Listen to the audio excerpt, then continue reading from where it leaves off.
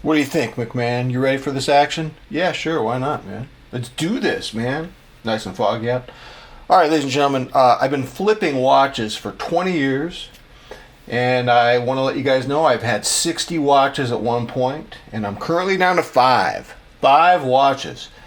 And not only do I have 5, but they're all in the same little category. They're all retro divers. They're all on straps. And they all have what I call a 1960s James Bond vibe. I'm getting James Bond vibrations.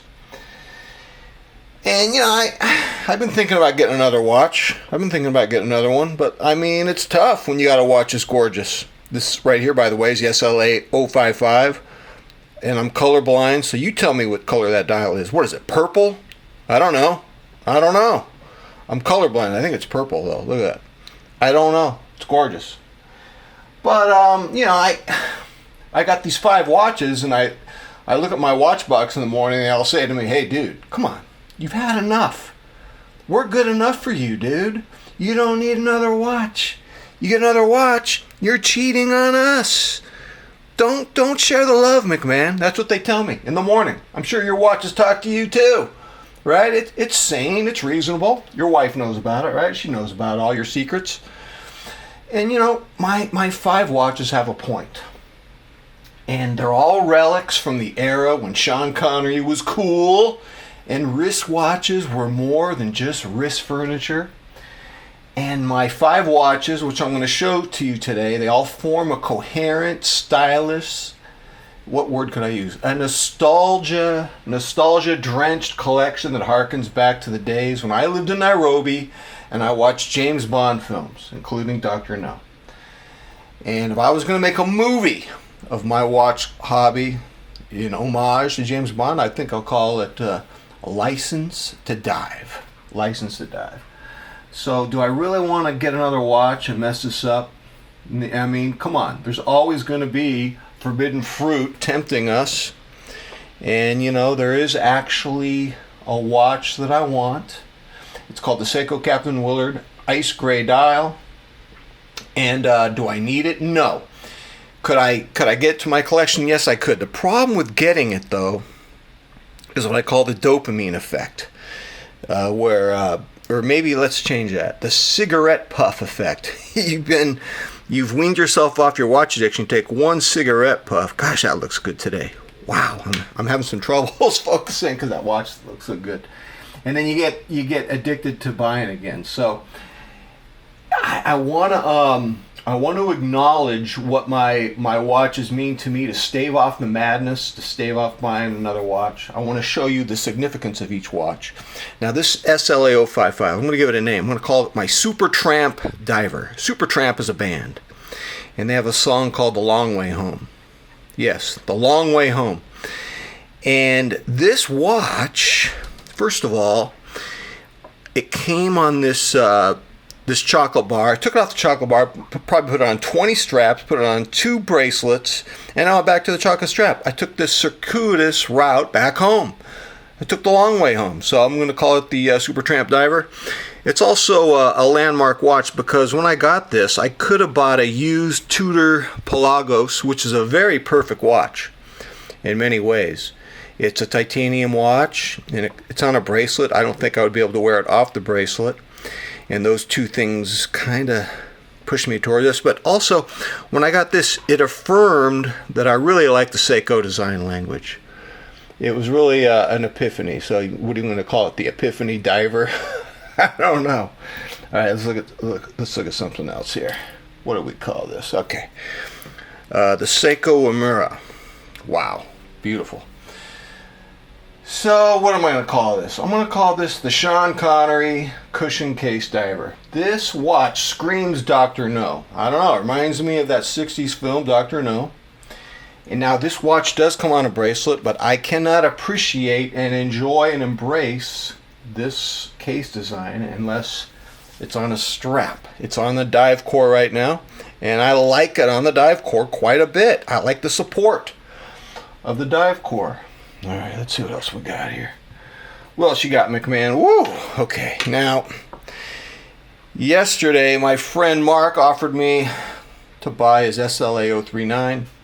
And I didn't buy it. I worked out in the garage, and I messaged Mark. I said, it overlaps too much with my 023. And what are we going to call this 023? Okay. I'm going to call this the Seiko ChunkZilla. This is a ChunkZilla. It's very retro. Kind of reminds me of the 60s and 70s. I mean, this is a bodybuilder watch. This is huge. We could call this the Sergio Oliva Diver if we wanted to. I'm sure he'd be able to wear this. Now, I love the look of my my ChunkZilla or 023, this MM300. I love it on the chocolate strap, but I have to tell you, the dive core gives it more support. With this chocolate bar, you're going to get some flop. I don't mind it that much because it looks so good, but I will tell you, the dive core, there is going to be less flop. I just wanted to see that. This is an unapologetic watch. It's not trying to be anything other than a big, brawny Seiko diver. Huge respect. If I didn't have this, I probably would have bought that SLA 039 from Mark. But, I mean, this does scratch the itch for that type of watch. And a lot of watch enthusiasts will tell you that this watch is just too big for their wrist. And now I have an 8-inch wrist, so that's not the issue. That's not the issue. All right, what else have we got here? This watch, I have a special affection for this watch. This was a turning point for me. You got to realize this watch is only 40.5 millimeters. And, gosh, I mean, I was worried it was going to be too small for my 8-inch wrist. But I'm telling you, it packs impressive wrist presence. I'm going to call it the Stealth Diver. It doesn't need to shout for attention. It pretty much owns the wrist game just on the beautiful 62 Moss case design. And I find that this gunmetal gray with a black bezel is really a big part of its wrist presence as well. I'm really loving it on the dive core. I'm having a hard time taking off the dive core. And man, come on. I could wear this every day with no problem. It's a very warm watch. I'm very OCD about my colors. I would not wear this with a blue shirt. It's warm. I would wear, my SLA 055 or something with a blue shirt. But this, I don't know, man. I bond with this so much better on a strap than on the stock bracelet. Don't ask me why. Something happened to that man. Something happened to that man. All right. What else we got here? Aha. What else do we got here? Ooh. Okay. Now, let me give you guys some history. 2010, my daughters were just born. As far as watches go, I was living deep in the shame dungeon of TV oversized watches that were as big as pasta bowls. And there were 2 Seiko watches that got me out of that world. One of them was the first gen Monster with a Hardlex crystal. You could not hack the movement. And the other one was the Quartz Seiko Tuna SBBN 017, also with Hardlex. I no longer have it. I have the Sapphire Tuna, the SBBN 049, and I took it off the stock bracelet. I just prefer the retro vibe of the dive core strap on this. I believe I'm getting an orange one in the next couple weeks. We'll see about that. So what are we going to call this? I think we'll call this, we're going to call this the OG tuna can. It's OG because this was the original legit diver watch that got me out of the TV dungeon, out of the TV shame dungeon. I used to buy TV watches. And so after 2 decades, man, I mean, I've been through every style of watch under the sun. Military, pilot, chronograph, futuristic, solar, GPS, radio controlled. I've been through them all. And I don't know, man. It always came back to these divers. And what can I do, man? We're going to have to call this video License to Dive. Because I didn't mean for this to happen. It was my unconscious. Yeah, would I get that Captain Willard Ice Gray? Maybe.